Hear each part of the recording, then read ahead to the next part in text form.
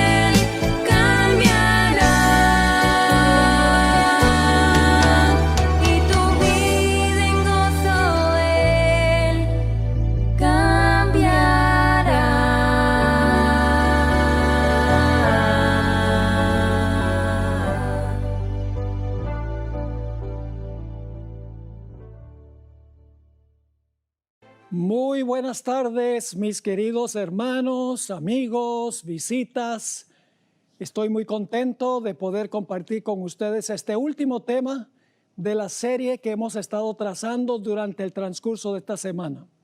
Ha sido una bendición estar con ustedes. Hubiera sido mejor estar personalmente, pero lamentablemente por las circunstancias no ha sido posible, tal vez en un futuro, sino aquí, por lo menos en el reino. Hoy vamos a estudiar un tema muy importante, pero antes de hacerlo queremos pedir que Dios nos acompañe. Así que vamos a orar. Padre Celestial, venimos ante tu augusto trono. Venimos con confianza, porque venimos en el nombre de Jesús. Y sabemos que cuando Jesús nos representa, tú oyes y respondes nuestras oraciones. Imploramos tu presencia en esta última sesión de esta serie. Abre nuestro entendimiento, abre nuestro corazón y capacítanos para permanecer firmes hasta el fin, como ha sido el lema de nuestro temario de esta semana. Gracias, Padre, por responder esta oración, porque te lo pedimos en el nombre de Jesús. Amén. Esta tarde vamos a estudiar una parábola del Señor Jesús. Esa parábola se encuentra en el Evangelio según San Lucas, el capítulo 18 y los versículos 1 al 8. Lucas 18, 1 al 8. Lo primero que voy a hacer es leer la parábola. Y voy a pedirles que por favor usen su imaginación para ubicarse en los detalles de la parábola. Es decir, como si estuvieran ustedes allí en estas circunstancias. Así que empiezo leyendo en Lucas 18, 1. También le refirió Jesús una parábola sobre la necesidad de orar siempre y no desmayar, diciendo: había en una ciudad un juez que ni temía a Dios ni respetaba a hombre. Había también en aquella ciudad una viuda, la cual venía a él diciendo: hazme justicia de mi adversario. Y él no quiso por algún tiempo. Pero después de esto dijo dentro de sí: aunque ni temo a Dios, ni respeto a hombre, sin embargo, porque esta viuda me es molesta, le haré justicia, no sea que viniendo de continuo me agote la paciencia. Versículo 6. Y dijo el Señor: oíd lo que dijo el juez injusto. ¿Y acaso Dios no hará justicia a sus escogidos, que claman a él día y noche? ¿Se tardará en responderles? Os digo que pronto les hará justicia. Pero cuando venga el Hijo del Hombre, ¿hallará fe en la tierra? Ahora, esta parábola es supremamente interesante e importante para los que van a vivir al final de la historia. ¿Cuáles son las lecciones que quiso enseñar Jesús con esta parábola? Son dos lecciones. Él mismo lo expresó. En el versículo 1, el Señor Jesucristo dijo que el propósito por el cual enseñó esta parábola fue para enseñarnos de que debemos orar siempre, como dijo el apóstol San Pablo, orad sin cesar, y que no debemos desmayarnos cuando no nos llega la respuesta inmediatamente. Orar siempre y no rendirnos cuando no recibimos una respuesta inmediata a nuestra oración. Ahora, la pregunta clave es: ¿para cuándo se aplica esta parábola? ¿A qué época de la historia? Bueno, no cabe duda que esta parábola es de ánimo para la gente en todas las generaciones, porque siempre ha sido cierto que debemos orar y no desmayar.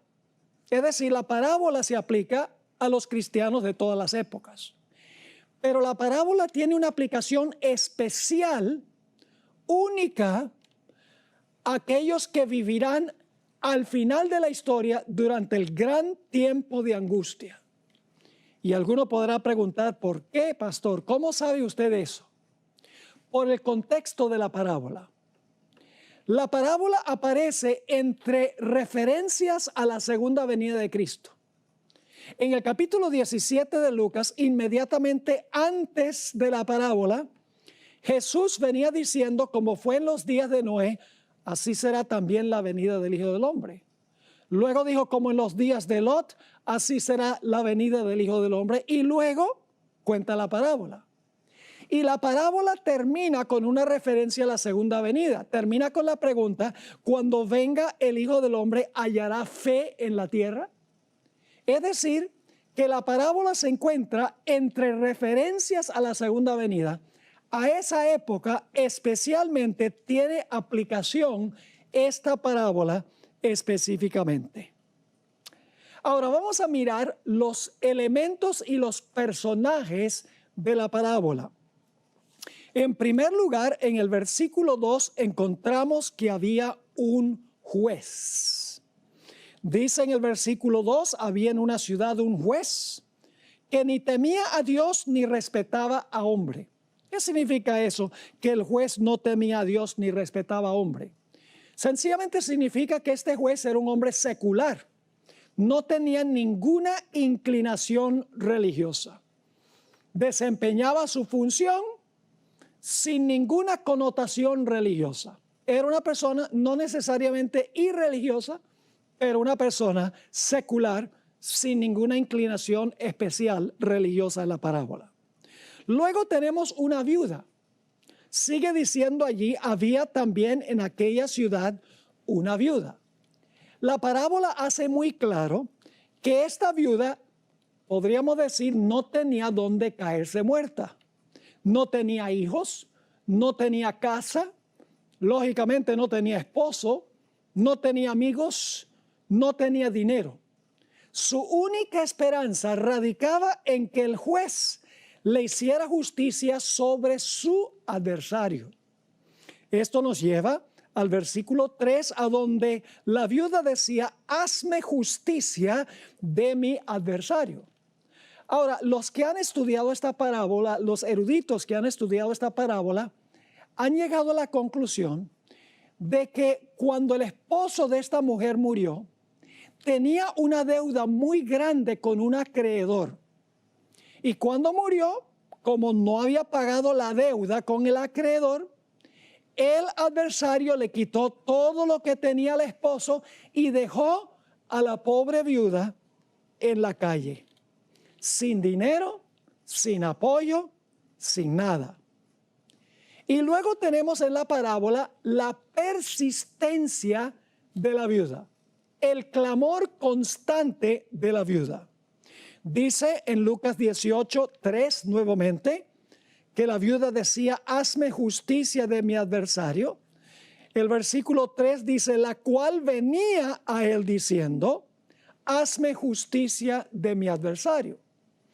Ahora, noten que dice que la viuda venía a él pidiéndole que hiciese justicia sobre su adversario. Ahora, el verbo venía es un infinitivo. Es decir, es un verbo que describe acciones habituales que ocurrieron en el pasado. Lo que quiere decir es que la viuda no vino una vez y se rindió, porque el verbo no dice que vino al juez, dice venía al juez, un infinitivo que significa que ella venía y venía y venía y venía hasta el punto de dejar fastidiado al juez. Esto lo vemos también en el versículo 5, a donde encontramos el fastidio del juez ante el constante clamor de la viuda. Dice el versículo 5, el juez, sin embargo, porque esta viuda me molesta, le haré justicia, no sea que viniendo de continuo me agote la paciencia. Es decir, la viuda era persistente y perseverante, no se rendía, seguía viniendo y viniendo y viniendo al juez, hasta el punto de finalmente fastidiar al juez, y él dice, voy a hacer lo que me pide la viuda para quitármela de encima porque ya me tiene molesto. Pero el juez no le respondió inmediatamente. Desde el primer momento que vino la viuda, en adelante, el juez demoró por un tiempo en hacerle justicia a la viuda. En Lucas 18 dice que él no quiso por algún tiempo. Es decir, hubo una demora en esta historia en el juez hacerle justicia a esa viuda. Pero la parábola nos dice que finalmente el juez le hizo justicia. Dice así: pero después de esto dijo dentro de sí el juez: aunque ni temo a Dios, ni tengo respeto a hombre, sin embargo, porque esta viuda me es molesta, le haré justicia, no sea que viniendo de continuo me agote la paciencia. Y así fue que el juez finalmente le hizo justicia a la viuda después de una larga demora. La viuda finalmente recibió lo que le pertenecía a ella. Ahora, la pregunta clave es: ¿qué representa esta parábola? ¿Qué representan o simbolizan los detalles de esta parábola? Pues no tenemos que adivinar. Saben que algunas de las parábolas de Jesús, Él nunca explicó su significado. Por ejemplo, en Mateo el capítulo 13 tenemos varias parábolas que Jesús contó la parábola y nunca la explicó. Como por ejemplo, la parábola de los pescadores que salieron, reunieron peces en su red y los trajeron y los separaron en la playa. Jesús no explicó qué significaba eso. La parábola del tesoro escondido. La parábola de la perla del gran precio. Ninguna de esas parábolas las explicó Jesús. Pero lo bueno es que esta parábola de Lucas 18, 1 al 8, Jesús explicó su significado, lo que la parábola significa. La explicación comienza en el versículo 6, después de contar la parábola. Dice en el versículo 6: y dijo el Señor: oíd lo que dijo el juez injusto. Lo que quiere decir esto, Jesús está diciendo: aprende la lección de esta parábola. El versículo 7 del capítulo 18 explica el significado de los personajes de la parábola. Dice en Lucas 18 y el versículo 7: ¿y acaso Dios no hará justicia a sus escogidos, que claman a Él día y noche? ¿Se tardará en responderles? Así que, ¿a quién representa el juez? A Dios. ¿A quién representa la viuda? Los escogidos. ¿A quién representa el hecho de la viuda clamar día y noche? Representa lo que van a hacer los escogidos. ¿Qué representa el hecho de que el juez le hizo justicia a la viuda? Significa que Dios finalmente le va a hacer justicia a sus escogidos. Ahora vamos a mirar un poco más detenidamente este asunto. El juez. El juez representa a Dios. Porque en la explicación Jesús dice: ¿y acaso Dios no hará justicia? El juez hizo justicia y luego Jesús dice: ¿acaso Dios entonces no va a hacer justicia también? El juez representa a Dios. Y yo sé que algunos están pensando y diciendo: pero Pastor Bor, ¿cómo es que un juez que no teme a Dios ni respeta a hombre, un juez secular que no tiene ninguna inclinación religiosa, puede representar a Dios? La respuesta es que el juez representa a Dios en una comparación a manera de contraste. Les voy a explicar cómo es este asunto.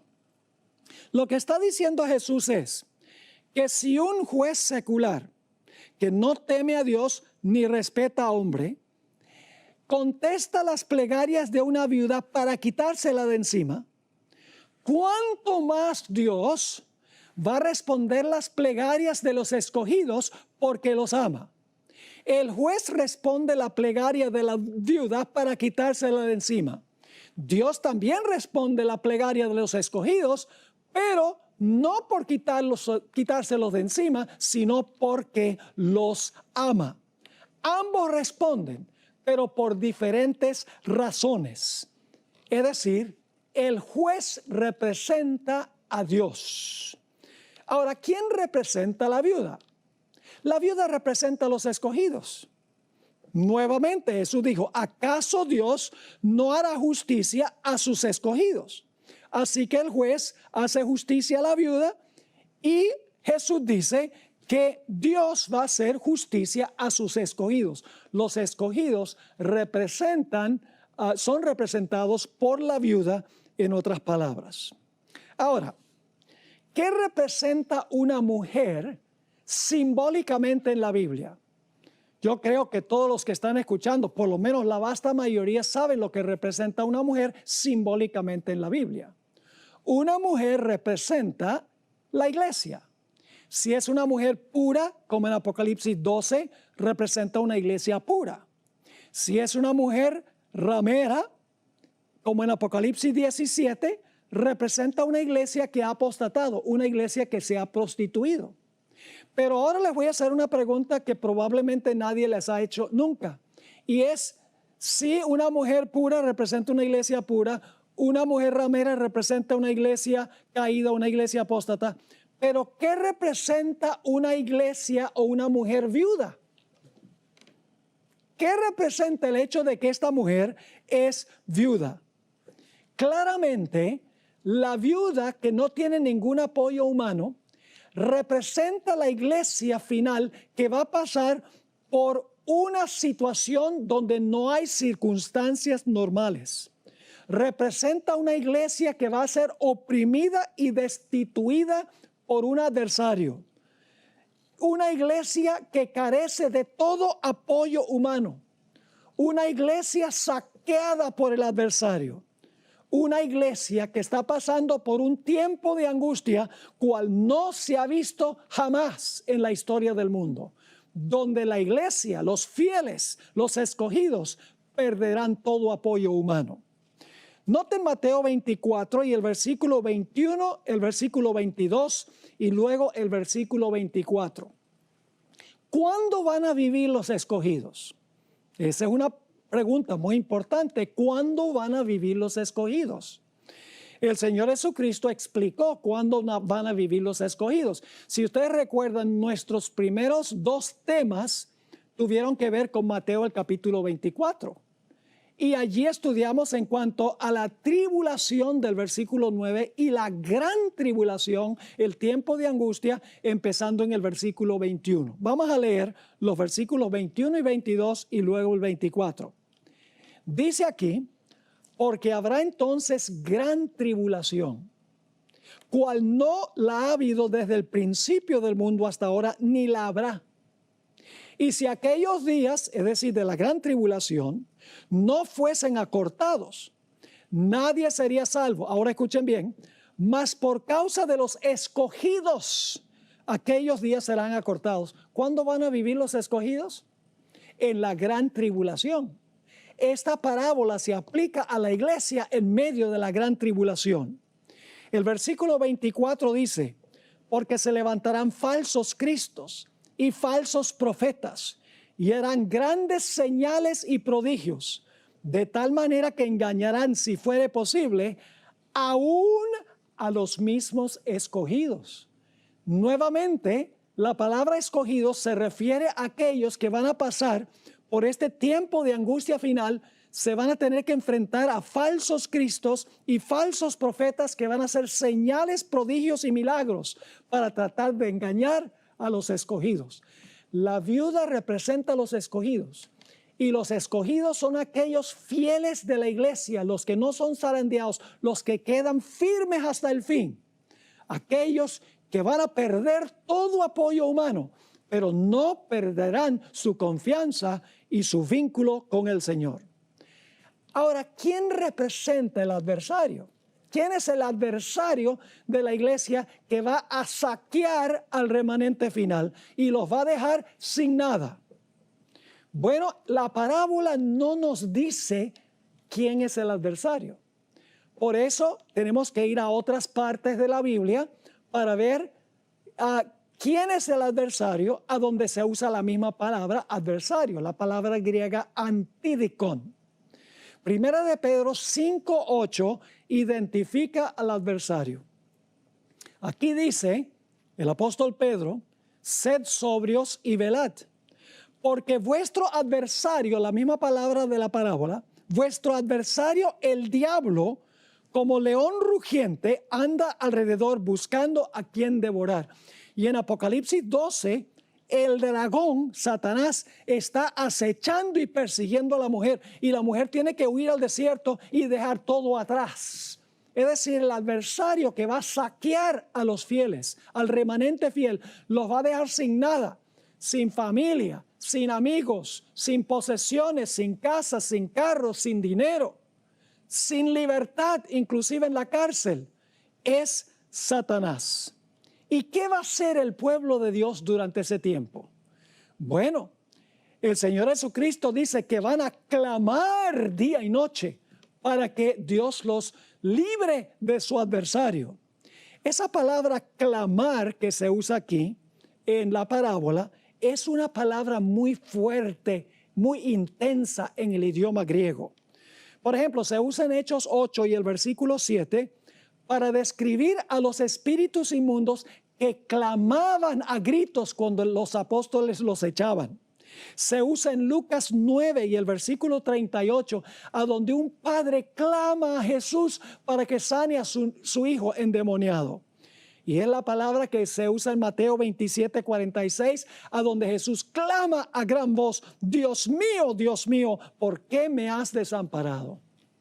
Es decir, el clamor de los escogidos durante ese tiempo será un clamor intenso, a voz en cuello, rogándole a Dios que los libre de su adversario, que los ha saqueado y los ha dejado sin nada. Pero va a haber una demora, porque la parábola dice que van a clamar a Dios día y noche. Quiere decir que va a haber una demora en Dios responder a las plegarias de los escogidos. La parábola termina con una pregunta diciendo: ¿aun cuando Dios se demore en responderles? Esa es una forma de traducir esta parte de la parábola, que es: ¿aun cuando Dios se demore en responderles? Me gusta más la traducción que aparece en otras versiones.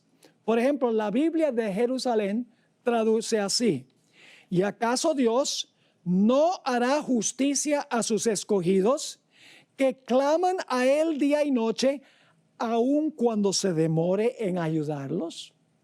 La versión de Weymouth traduce así: ¿y acaso Dios no hará justicia a sus escogidos, que claman a Él día y noche, aun cuando se demore en hacerles justicia? Claramente va a haber una demora. El gran comentarista presbiteriano Albert Barnes escribió lo siguiente en cuanto a la demora. Leo: aun cuando el Señor se demora largo tiempo en vengarlos y prueba al máximo su paciencia, al fin los vengará. Prueba la fe de ellos, les permite que sufran persecuciones y pruebas por largo tiempo, hasta que parezca que Dios no se interpondrá. No obstante, Él lo hará y los librará. Así que hemos visto que el juez representa a Dios. La viuda representa a los escogidos que van a pasar por el tiempo de angustia final. El adversario que va a saquear a los fieles representa a Satanás. El clamor de la viuda es el clamor de los que van a pasar por la gran tribulación, el tiempo de angustia final, cual no se ha visto en la historia del mundo. La demora representa el hecho de que en el tiempo de angustia Dios no va a librar a su pueblo inmediatamente. Y claro, esto nos lleva a preguntar: si Dios ama a su pueblo, ¿por qué es que Dios no responde sus plegarias inmediatamente y los libra para que no tengan que pasar por la gran tribulación? Hay dos razones. La primera razón tiene que ver con la formación de su carácter. Dios quiere desconectar a los escogidos de todo aquello sobre lo cual dependen en este mundo. Sucede como Enoc. Enoc caminó con Dios, dice la Biblia. Llegó a caminar tan cerca de Dios, tan estrechamente con Dios, se amistó tanto con Dios, que finalmente nada de lo que tenía en este mundo le importaba. Claro, le importaba alcanzar las almas para Jesús, dándoles buen ejemplo y enseñándoles palabras, pero materialmente Enoc ya no estaba conectado con este mundo y por lo tanto Dios le dijo a Enoc, Enoc, ya tú no tienes nada que hacer ahí en ese planeta, porque aunque tu cuerpo está allá, tu corazón está acá. Ven, te voy a llevar acá para que sigamos caminando por la eternidad sobre la calle de la Nueva Jerusalén. Esa será la generación final. Dios, a través de esta tribulación, quiere desconectar a su pueblo de todo aquello sobre lo cual dependen aquí, que aprenden a depender completamente del Señor, que su carácter sea refinado en el fuego. Note lo que dice Job 23 y el versículo 10. Job 23 y el versículo 10. En unos momentos vamos a hablar un poco más del libro de Job. Pero Job entendió por qué él pasó por su gran tribulación. En Job 23, versículo 10, Job dijo, mas él, Dios, conoce mi camino. Me probará y saldré como oro. Job dice, yo paso por esta prueba, que es un horno, y cuando haya pasado por la prueba, saldré como oro puro, sin escoria.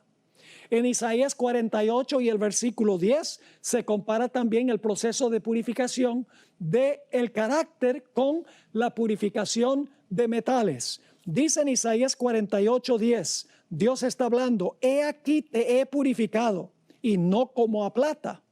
Te he escogido en horno de aflicción. Me hace recordar la experiencia de los jóvenes que fueron echados al horno de fuego en los días del rey Nabucodonosor. Tendrían que ejercer una fe extraordinaria para estar dispuestos de ser echados en un horno calentado 7 veces más que lo que se solía hacer. Tenían que tener una fe extraordinaria, una confianza en Dios que era más poderosa que la vida misma. En el Conflicto de los Siglos, página 621, en el capítulo sobre el tiempo de angustia, Elena White escribió en cuanto a los que van a pasar por ese tiempo y lo comparó con el horno de fuego. Dice así, hablando del remanente de los escogidos, su aflicción es grande. Las llamas del horno parecen estar a punto de consumirlos, pero el refinador los sacará como oro purificado por el fuego. El amor de Dios para con sus hijos durante el periodo de su prueba más dura es tan grande y tan tierno como en los días de su mayor prosperidad, pero necesitan pasar por el horno de fuego. Debe consumirse su mundanalidad. En realidad, esa no es la palabra que usó Elena White en el cielo. Hay una palabra en inglés, mundanalidad, que es la palabra worldliness. Esa no es la palabra que ella usa en el original. En el original dice earthliness. Yo voy a crear una palabra en español. Debe consumirse su terrenalidad, lo que los tiene conectados a este planeta. ¿Y con qué propósito? Para que la imagen de Cristo se refleje perfectamente. Pero hay una segunda razón por la demora. No solamente porque Dios quiere que su pueblo deje de depender de todo lo que está aquí y dependa plena y completamente sobre Dios, que su carácter sea finalmente purgado y purificado de todo lo que los conecta aquí, sino que también hay un segundo propósito que se encuentra en el libro de Job. Satanás le dice a Dios, en presencia de los seres del universo, que su pueblo le sirve por interés. Que si Dios no bendijera a su pueblo, si Dios no cercara a su pueblo con protección, su pueblo lo abandonaría inmediatamente. Aquí es que entra el libro de Job. El libro de Job es un ejemplo en la vida práctica de esta parábola. Vamos a ver en qué sentido. En Job 1 vienen todos los hijos de Dios a presentarse delante de Jehová, entre los cuales vino también Satanás. Los hijos de Dios son los representantes de los mundos que nunca pecaron. Satanás vino allá porque él le había quitado la posición a Adán. Fue representando el planeta Tierra. Por eso Dios le preguntó, ¿de dónde vienes? De rodear la tierra y de andar por ella, es decir, de supervisar mi territorio. Y entonces Dios le dice a Satanás, ¿no has visto a mi siervo Job? Vive en tu territorio, pero es siervo mío. Hombre recto, temeroso de Dios, apartado del mal. Y Satanás, en presencia de todos los representantes en el concilio celestial, en presencia de todos los hijos de Dios, los representantes de todo el universo, Satanás le dice, claro que te sirve. Tú lo has cercado con una cerca de protección. Has bendecido todas las obras de sus manos, lo has prosperado, lo has llenado de bienes. Claro que te sirve, pero te sirve como un mercenario. Te sirve por interés, pero si tú le quitaras todo, te blasfemaría tu rostro. El universo vería que Él no te sirve por amor, te sirve por interés. Ahora, Dios podría haberle dicho a los seres celestiales, no le hagan caso a ese. Ustedes saben que ese es un mentiroso. Pero hubieran quedado dudas en la mente de los seres celestiales, hubieran dicho, oye, ¿de verdad que Dios ha bendecido a Job, lo ha protegido? ¿Quién sabe qué pasaría si en algún momento Dios le quitara todo lo que le ha dado y le quitara la protección? Así que Dios ahora le dice a Satanás, tú dices que Él me sirve por interés, por los panes y los peces. Está bien, ve, te permito que tú le quites todo lo que tú quieras. Satanás sale de la presencia de Jehová. Los 10 hijos los mata. Todos los siervos que tenía, perdidos. Además de eso, perdió todas sus bestias. Era el hombre más rico del oriente, dice la Biblia. En cuestión de minutos, y sabemos que fueron minutos, porque dice que cuando un mensajero estaba dando la mala noticia, el otro llegó cuando el otro todavía estaba hablando. Es decir, en cuestión de minutos, Job perdió sus hijos, sus siervos y todas sus posesiones. Y todo el universo está observando y diciendo, ¿Job sirve a Dios por amor, por puro amor o por interés? ¿Y qué dice Job? Job dice, Dios dio y Dios quitó. Alabado sea el nombre de Jehová. Y los seres celestiales dicen, gloria a Dios, aleluya. Job sirve a Dios por amor y no por interés. Porque fíjese que Satanás le quitó todo y todavía es un fiel seguidor de Dios. Hay una segunda reunión del concilio celestial en el cielo. Van los representantes del universo allí a ese concilio, entre los cuales va también Satanás representando el planeta Tierra. Y ahora Dios le dice, ¿de dónde vienes? De rodear la tierra y de andar por ella. Y entonces Dios le dice a Satanás, ¿has visto a mi siervo Job? Que a pesar de que me incitaste contra él, todavía conserva su integridad. Claro, Satanás tiene una respuesta. Él dice, pues claro, no me dejaste tocarlo a él. Cualquier hombre está dispuesto de entregar lo que tiene con tal que no lo aflijan a él. Pero si tú permitieras que yo lo afligiera a él, te blasfemaría tu rostro inmediatamente. Todos los seres celestiales, los representantes están escuchando. Y dicen, ¿de verdad que Dios le dijo a Satanás que no podía tocar a Job? Y Dios lo ha protegido, ¿quién sabe? Así que Dios le dice a Satanás, tú dices que porque yo lo mantengo sano y salvo, que Él me sirve por eso. Satanás dice, claro que sí. Dios dice, entonces yo te permito que salgas y hagas con Él lo que tú quieras. Lo único que no permito es que lo mates. Escuchen bien. La generación final, los escogidos que van a pasar por el tiempo de angustia, Dios permitirá que sean probados al máximo. Perderán todas sus posesiones. Además de eso, Satanás tendrá la opción de encarcelarlos, de oprimirlos y posiblemente inclusive de enfermarlos. Pero ningún fiel de Dios morirá durante ese tiempo de angustia, porque la historia de Job es una ilustración de lo que va a pasar con los escogidos en la gran crisis final. Así que Satanás sale de la presencia de Jehová. Los seres celestiales están observando para ver qué va a pasar. Y Satanás aflige a Job con una llaga maligna desde la mollera de la cabeza hasta la planta del pie. Tan terrible era que tenía que rascarse con una teja, indudablemente desfigurándose. ¿Qué ha perdido Job? Ha perdido a todos sus hijos, ha perdido su casa, ha perdido a sus siervos, ha perdido sus posesiones y ahora ha perdido la salud. Pero Job, según el capítulo 2, se mantuvo íntegro y fiel al Señor. Los seres celestiales dijeron, gloria a Dios, Job sirve a Dios por puro amor. Y ahora la esposa de Job lo va a desamparar. La esposa le dice, ¿aún conservas tu integridad, Job, cuando Dios te está haciendo esto? Maldice a Dios y muérete. Ha perdido el apoyo de su esposa. Y luego entonces llegan sus 3 amigos predilectos para consolarlo. Y la Biblia dice que empiezan a acusar a Job diciéndole, te está pasando porque eres un grandísimo pecador. ¿Qué ha perdido Job?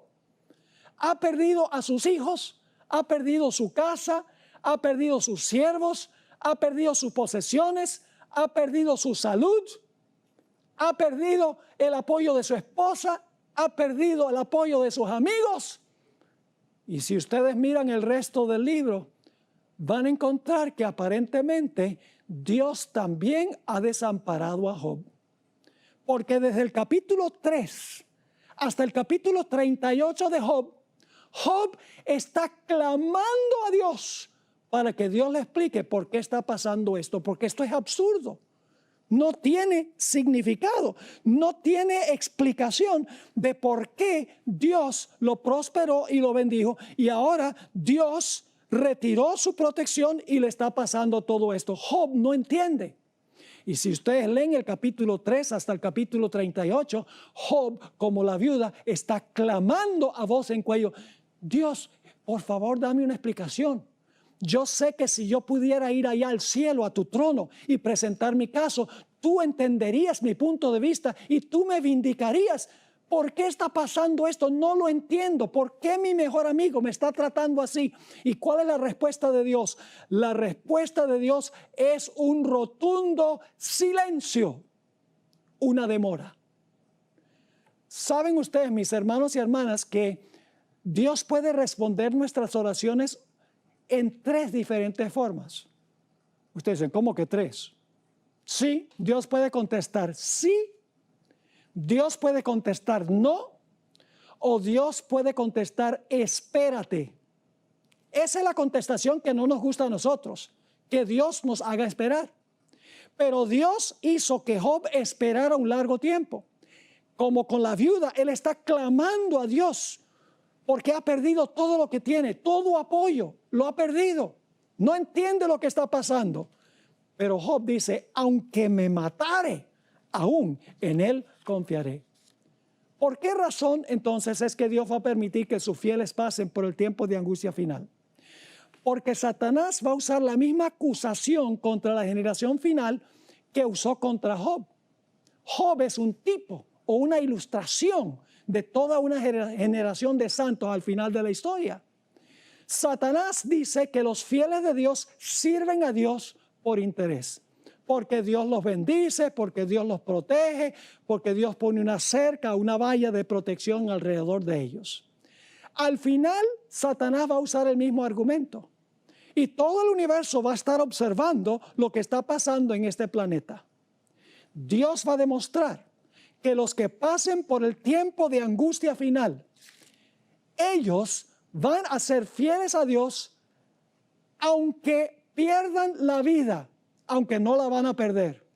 Van a decir como Job, aunque me matare, aún en él confiaré. Van a decir, yo sé que mi Redentor vive, aún cuando no lo puedo sentir en este momento. Van a decir, cuando me hubiere probado, saldré como oro.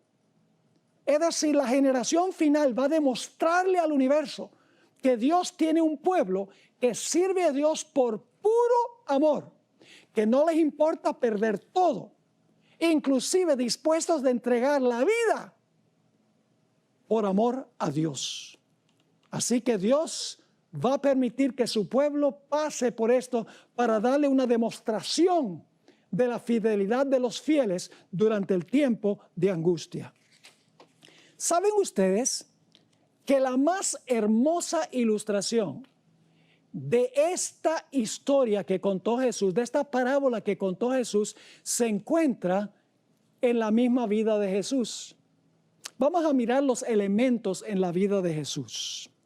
¿Quién sería el juez en el caso de la vida de Jesús que le podía hacer justicia a Jesús? Pues el juez sería su Padre, Dios. ¿A quién representaría la viuda de la parábola que no tenía dónde recostar su cabeza? Jesús. Él mismo dijo, las zorras tienen guarida y las aves nido, el Hijo del Hombre no tiene dónde recostar la cabeza.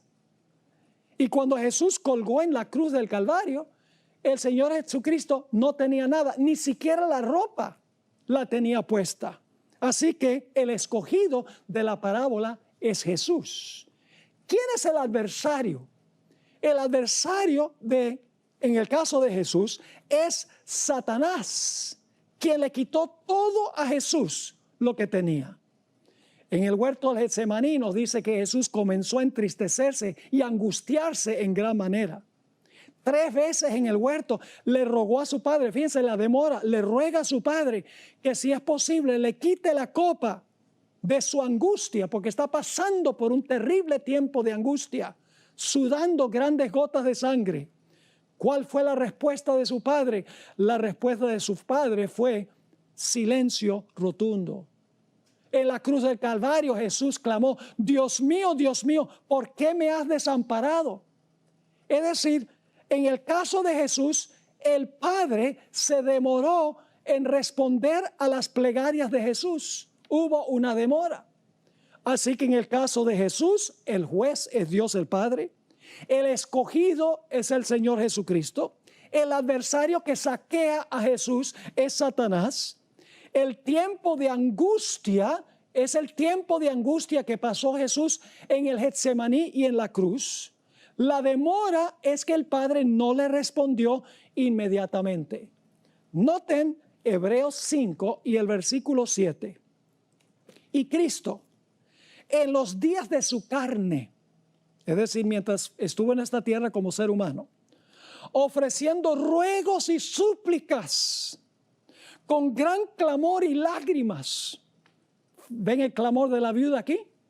Así que dice, Cristo en los días de su carne ofreciendo ruegos y súplicas con gran clamor y lágrimas al que le podía librar de la muerte, fue oído a causa de su temor reverente. Yo pregunto, ¿fue oído inmediatamente? Él oró que lo librara de la muerte, pero él murió. La Biblia dice que Cristo murió. Entonces, ¿cómo dice aquí que oró con lágrimas al que le podía librar de la muerte y fue oído? ¿Cuándo fue oído Jesús? Mis queridos hermanos y amigos, después de la demora. Noten Hebreos 5 y el versículo 8, ¿por qué Dios permitió que Jesús pasara por esta experiencia? Dice allí en Hebreos 5 y el versículo 8, y aunque era hijo, por lo que padeció, aprendió la obediencia. Ahora, no significa que Jesús fue desobediente en algún momento. Jesús nunca fue desobediente. Jesús siempre fue obediente a su Padre. Pero cuando las pruebas venían, en ese momento Jesús obedecía. Otra prueba, Jesús obedecía. Otra prueba, Jesús obedecía. El Padre permitió que Jesús pasara por estas circunstancias, según dice el libro de Hebreos, para que aprendiera a depender de su Padre, aún habiendo perdido todo. Ese es el caso de los fieles que van a pasar finalmente por el tiempo de angustia. Ahora le pregunto, ¿Dios finalmente le hizo justicia a Job? Ustedes saben que sí, que al final del libro, Dios le dio el doble de lo que había tenido antes. Dios le hizo justicia sobre su adversario. Yo pregunto, ¿Dios el Padre, el juez, le hizo justicia a Jesús? Se demoró, Cristo murió, pero hubo un momento en que el Padre libró a Jesús de la muerte, como Jesús había clamado. Noten esta cita en la revista Youth Instructor, mayo 2, 1901. Escuchen cuidadosamente lo que dice el Espíritu de Profecía. Aquel que murió por los pecados del mundo debía permanecer en la tumba por el tiempo establecido. Estaba como prisionero de la justicia divina en esa prisión pedregosa y era responsable ante el juez del universo. ¿Qué era Jesús? ¿Responsable ante quién? Responsable ante el juez del universo. Dice que estaba como prisionero de la justicia divina ahí en el sepulcro. Sigue la cita. Estaba llevando sobre sí los pecados del mundo y solo su Padre lo podía soltar. Yo pregunto, ¿el Padre lo soltó? ¿Cómo no? Ahora, yo sé que algunos están diciendo, pero Pastor Bor, ¿cómo es que el Padre lo soltó? ¿Acaso el Señor Jesucristo no resucitó por la vida que estaba en Él? Noten el capítulo 10 del Evangelio según San Juan, el capítulo 17 y 18. Porque aquí claramente dice en el texto que leímos que solo su Padre lo podía soltar. Es decir, si el Padre no lo hubiera llamado del sepulcro, Jesús hubiera quedado en el sepulcro. Y ustedes dicen, ¿cómo es eso? Lo que pasa es que a veces la gente no lee los pasajes o los textos completos. La gente lee el versículo 17 y 18 de Juan 10, pero se les olvida la última parte del versículo 18. Dice en el versículo 17, Jesús está hablando, por eso me ama el Padre, porque yo pongo mi vida para volverla a tomar. Nadie me la quita, sino que yo de mí mismo la pongo. Tengo poder para ponerla. Ahora escuchen bien. La palabra poder ahí, la traducción poder no es una buena traducción. Hay una palabra poder en griego que es la palabra dunamis, de donde viene nuestra palabra dinamita. Esa no es la palabra aquí. La palabra aquí es exousia, que significa autoridad.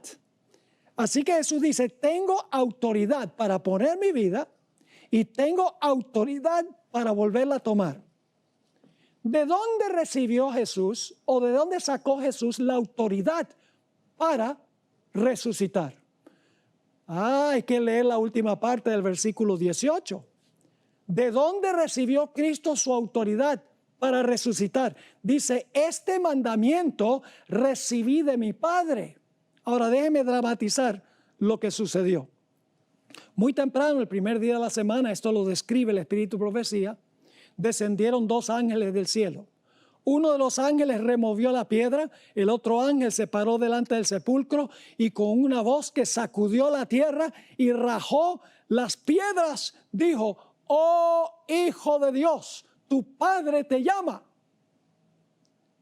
En ese momento Jesús salió del sepulcro por la vida que estaba en él. Jesús es la resurrección y la vida, pero salió del sepulcro solo después que su Padre a través de un ángel lo llamara del sepulcro.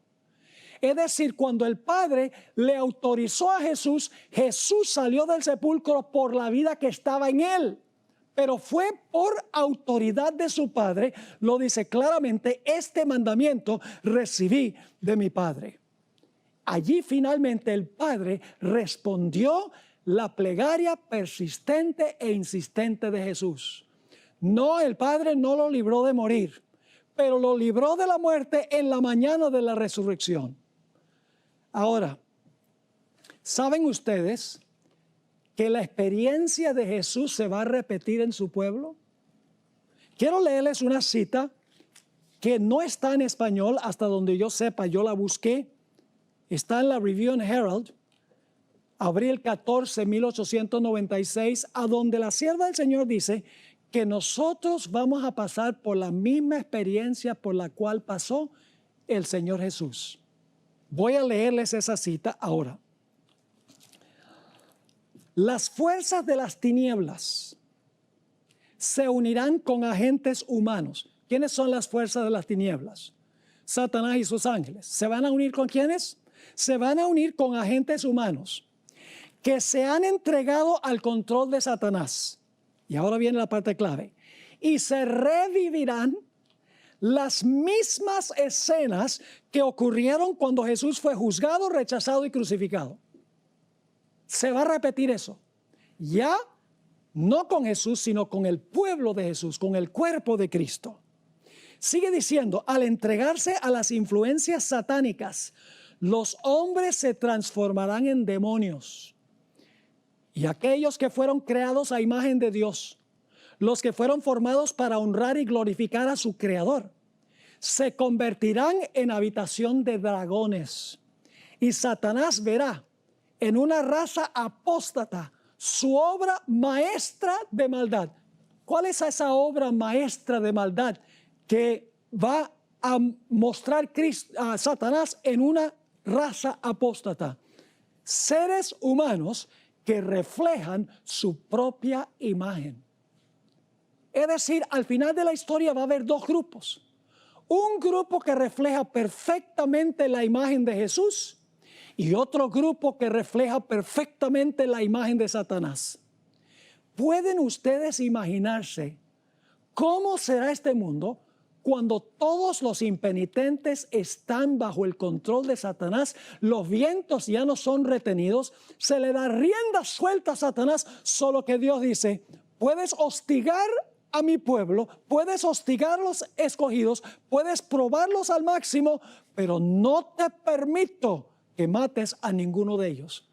Hermanos y hermanas, en este tiempo es que nosotros tenemos que formar esa dependencia sobre nuestro Dios. Porque cuando lleguemos a ese momento, si no hemos aprendido a depender de Dios, si no hemos aprendido a confiar en Dios, en ese tiempo no vamos a permanecer firmes. En el Conflicto de los Siglos, página 619 y la página 621, Elena White escribió, en cuanto a los que van a pasar por el tiempo de angustia, aunque sufren la ansiedad, el terror y la angustia más desesperantes, no dejan de orar. Como la viuda, echan mano del poder de Dios, como Jacob se aferró al ángel, y de sus almas se exhala el grito, no te soltaré hasta que me hayas bendecido. En la página 621, Elena White escribió, los tiempos de apuro y angustia que nos esperan requieren una fe capaz de soportar el cansancio, la demora, el hambre. Una fe que no desmaye a pesar de las pruebas más duras. Ahora, ¿cuándo desarrollamos esa fe? Termino la cita. El tiempo de gracia, eso es ahora, el tiempo de gracia les es concedido a todos a fin de que se preparen para aquel momento. Su fe no decae si sus oraciones no reciben inmediata contestación. ¿Qué fue lo que mantuvo a Jesús fiel en su terrible crisis?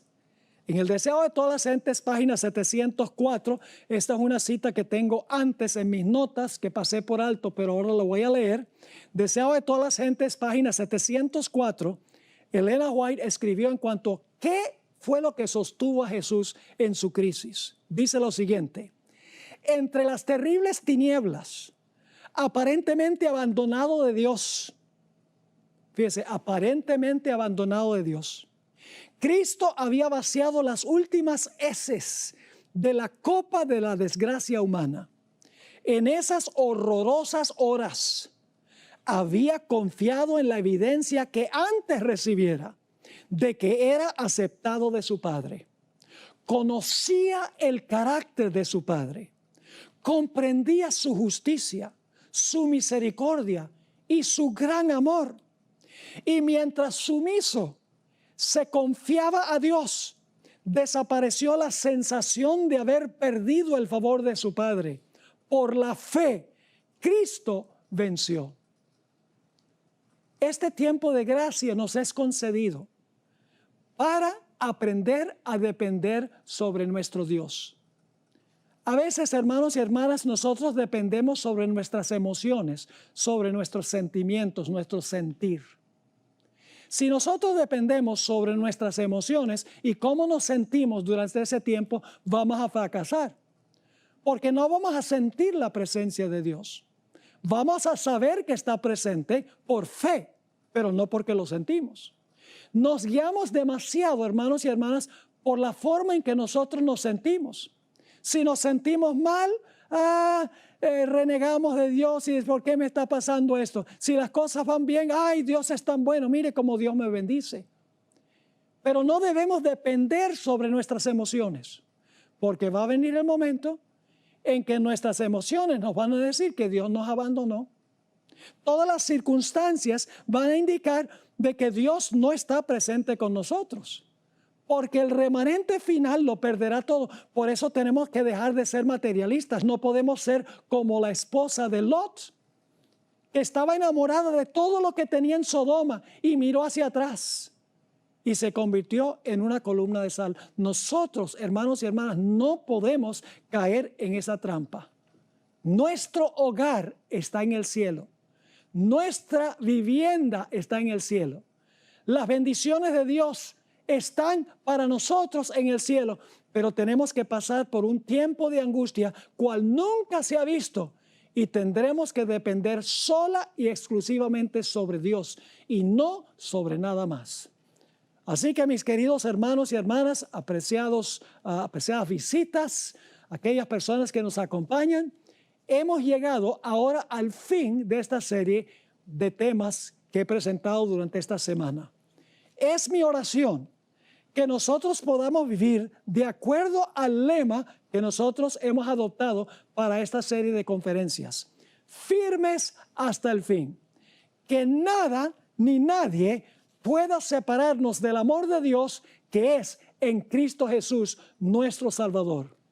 Es mi oración que aprendamos no a depender sobre lo que tenemos, sobre nuestras emociones, sobre la forma que nos sentimos, sino que aprendamos a depender única y exclusivamente sobre Jesús, y que aun cuando no sintamos su presencia, por fe sepamos que Él está allí, nos está acompañando, aún en valle de sombra de muerte, está con nosotros, y no temeremos mal alguno, porque Él estará con nosotros hasta el fin. Esa es mi oración para cada uno de los que han sintonizado esta serie esta semana. Hemos llegado al final del programa del día de hoy, pero antes de despedirnos queremos invitarte a seguirnos en todas nuestras redes sociales, compartirlas con todos tus amigos. Recuerda buscarnos como Red Gala Estéreo.